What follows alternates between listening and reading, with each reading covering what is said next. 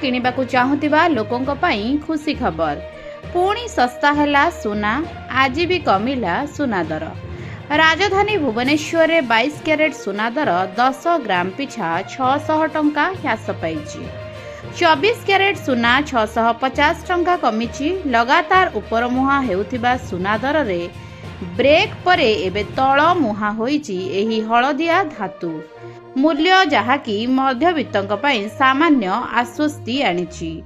गतकाली भुवनेश्वर 10 ग्राम 24 carrot सुना दर 90,380 टंका रहिथिला।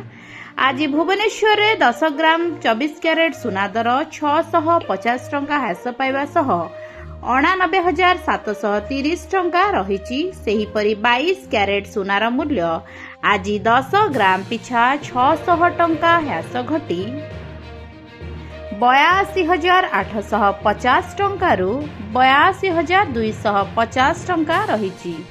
तेबे गत 5 दिन में 22 क्यारेट सुनार दाम कमिलाणी 3,350 टंका कमी सारिछि। सेहीपरि 22 क्यारेट सुनार मूल्य 1 ग्राम पिछा 8,225 टंका होइथिबा बेले 8 ग्राम पिछा 65,800 टंका रहिछि।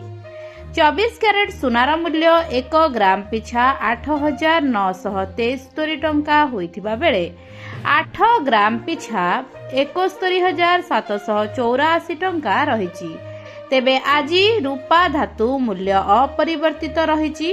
भुवनेश्वर रूपा केजी पिछा मूल्य 1,03,000 टंका रहिछि।